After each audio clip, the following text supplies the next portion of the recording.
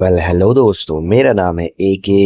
तो काफी दिनों के बाद ये वीडियो आया है, तो क्या ही बोलो यार। मेरे एग्जाम्स आ गए थे, उसके पीछे मेरे मतलब अब छोड़ो, वो सब छोड़ो, सीधा वीडियो शुरू करते हैं, टाइम वेस्ट होगा उसमें। बाकी हमने लास्ट यहाँ तक कवर किया था, कंपोजिट नॉलेज तक, जिसमें कलाम साहब बता रहे थे कि उनके मतलब अपने सारे टीचर्स लोग के बारे में बता रहे थे, जो भी था। आगे देखते हैं, अब यहाँ से शुरू होगा ये वाला। My third and last year at MIT was a year of transition and was to have a great impact of my later life. In those days, a new climate of political enlightenment and industrial effort was sweeping across the country. I had to test my belief in God and see if it could fit into the matrix of scientific thinking. Okay. The accepted view was that a belief in scientific method was the only valid approach to knowledge. If so, I wondered it was matter alone, enlightenment, reality, and their spiritual phenomena, but manifestation of matter, where all ethical values relative, and was a sensory perception and the only source of knowledge and truth. I wondered about this issue, attempting to sort out the vexing questions of a scientific temper and my own spiritual interest. The value system in which I had been nurtured was profoundly religious. I have been taught that true reality lay beyond the material world in the spiritual real, and that knowledge could be obtained by true inner experience. Okay. तो देखेंगे कि कलाम साहब यह कह रहे हैं कि उनका जो लास्ट मतलब थर्ड ईयर था और लास्ट ईयर था MIT में। ठीक है, तो उस टाइम पे मतलब ये जो लास्ट ईयर था, ये इनके जिंदगी में काफी सारे बदलाव ला रहा था, और इनके आने वाली जिंदगी में काफी इम्पैक्ट देने वाला ये समय था। ठीक है, उन दिनों में देश में काफी पॉलिटिकल क्लाइमेट चेंज हो रहे थे। ठीक है, राजनीतिक सत्ता बदल रही थी वहाँ उस समय में। और यहाँ पे वो कह रहे हैं कि उस टाइम पे जब ये पढ़ाई कर रहे थे, तो उस टाइम पे इनका जो बिलीफ सिस्टम है गॉड पे, उसका परीक्षा हो रहा था। क्योंकि अब ये साइंटिफिक पढ़ाई पढ़ रहे हैं, साइंस पढ़ रहे हैं, तो ऐसा नहीं है कि साइंस गॉड को नकारता है या फिर उनके एग्जिस्टेंस को चैलेंज करता है। बस साइंस कहता है कि बस ऐसा इसमें नहीं लिखा है, ऐसा मैं बता रहा हूँ कि साइंस कहता है कि उनको नहीं पता। हो भी सकता है, नहीं भी हो सकता है, अब जो भी है वो देखना चाह रहे थे। अब कलाम साहब यहाँ पे ये देखना चाह रहे थे कि साइंस के मैट्रिक्स में जो गॉड का एग्जिस्टेंस है वो फिट बैठता है कि नहीं, गॉड है या नहीं, या फिर गॉड जो भी है साइंस के मैट्रिक्स में फिट बैठता है कि नहीं। तो यहाँ पे वो देख रहे हैं कि जो साइंटिफिक मेथड से वो है कि मतलब साइंस पढ़ के ही नॉलेज आने वाला है, ऐसा साइंस की तरफ से है। लेकिन वो बता रहे कि जैसे क्लाइमेट में वो पले बड़े हैं, वहां पे तो सिर्फ रिलीजियस ही था, मतलब काफी रिलीजियस बैकग्राउंड था वहां पे रामेश्वरम में। और वहां पे क्या था कि आंतरिक ज्ञान ही गॉड को पाने का एक रास्ता है, ऐसा उस टाइम पे मतलब बताया जा रहा था उनके रामेश्वरम में या फिर उनके बचपन में, जो भी। तो उनको यहाँ पे काफी दिक्कत नहीं बोलेंगे, लेकिन थोड़ा सा वो कंफ्यूज और परेशान तो थे गॉड के बिलीफ सिस्टम में, जो भी। ठीक है, आगे देखेंगे। Meanwhile, when I had finished my coursework, I was assigned a project to design a low-level attack aircraft together with four other colleagues.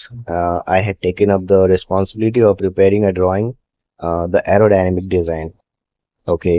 My teammates disturbed among themselves the task of designing uh, the propulsion structure, control, and instrumentation of aircraft. One day, my design teacher, Professor Srinivasan, then the director of MIT, revived my progress and declared it dismal and disappointing. I offered a dozen of excuses for the delay, but none of them impressed Professor Srinivasan. I finally pleaded for a month's time to complete the task. The professor looked at me for some times and said, "Look, young man, today is Friday afternoon. I give you 3 days time. If by Monday morning I don't get the configuration right, your scholarship will be stopped. I was dumbstruck. Uh, the scholarship was my lifeline, and I would be quite helpless if it was a withdraw. I could see no other way out but to finish the task as I had been instructed. That night I remained uh, at the drawing board, skipping dinner.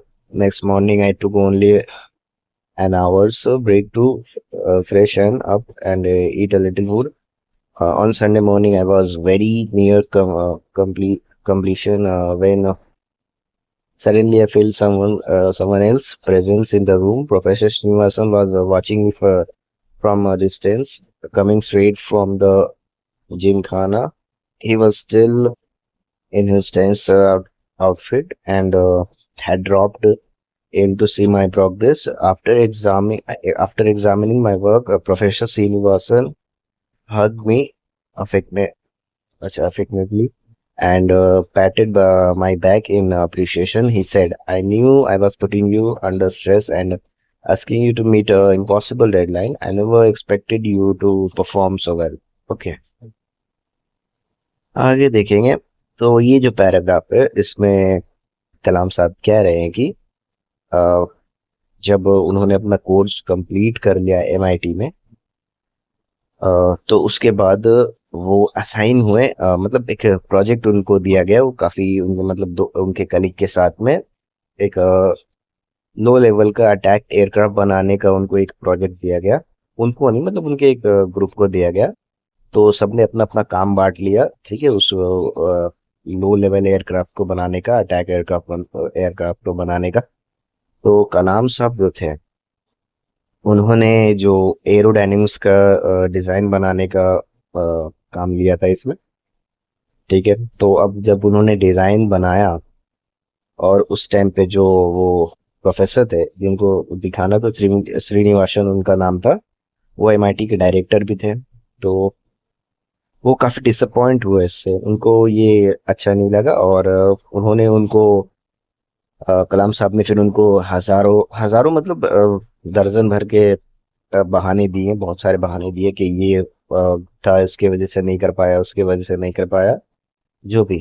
तो professor Srinivasan इसके बाद उनको कहते हैं कि देखो, तुम मतलब वही बोलते हैं उनको कि मतलब कलाम साहब उनसे एक महीना मांगते हैं, ठीक है, कम से कम एक महीना मांगते हैं उसको पूरा करने के लिए। लेकिन प्रोफेसर बोलते हैं कि देख लो बाबू, आज है शुक्रवार दोपहर, ठीक है, मंडे मॉर्निंग को ये पूरा हो जाना चाहिए। नहीं हुआ तो तुम्हारा जो स्कॉलरशिप आता है ना, उसको भाई बंद कर दिया जाएगा। इसको सुनने के बाद कलाम साहब हो गए हक्के बक्के, ठीक है। इसको सुनने के बाद उनका हालत हो गया खराब, क्योंकि स्कॉलरशिप ही उनकी लाइफ लाइन थी, मतलब उसी पैसे से वो पढ़ाई कर रहे थे। वो बंद हो जाएगा उसके बाद तो फिर मतलब वो काफी लाचार हो जाएंगे, हेल्पलेस हो जाएंगे, ठीक है। इसके बाद वो काम पे लग जाते हैं काफी मेहनत के साथ, और खाना, रात का खाना भी छोड़ देते हैं, भूल जाते हैं। सीधा ड्राइंग बोर्ड पे वो ड्राइंग बोर्ड पे अपना सीधा बना रहे थे उसका डिजाइन, ठीक है।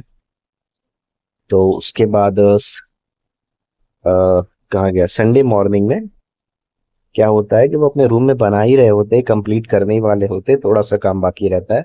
उतने में उनको महसूस होता है कि उनके रूम में और कोई भी है, और वो कोई और नहीं बल्कि प्रोफेसर श्रीनिवासन रहते हैं। वो आते हैं और देखते हैं उनके डिजाइन को, और उसके बाद उनको काफी शाबाशी भी देते हैं। अच्छा, मतलब डिजाइन उनका बन चुका था, अच्छा ही बना था इस बार।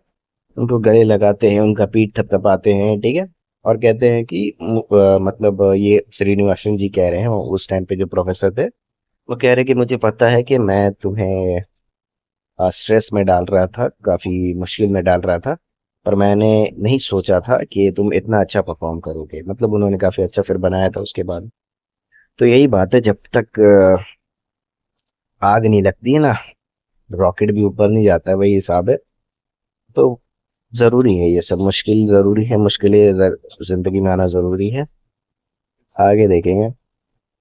During the rest of the period of the project, I participate in a essay competition organized by the MIT Tamil Sangam. Okay, Tamil is my mother tongue, and I am proud of it, proud of its origin, which have been traced back to Sage Agastya in the pre-Ramayana period. Its literature dates back to the 5th century BC.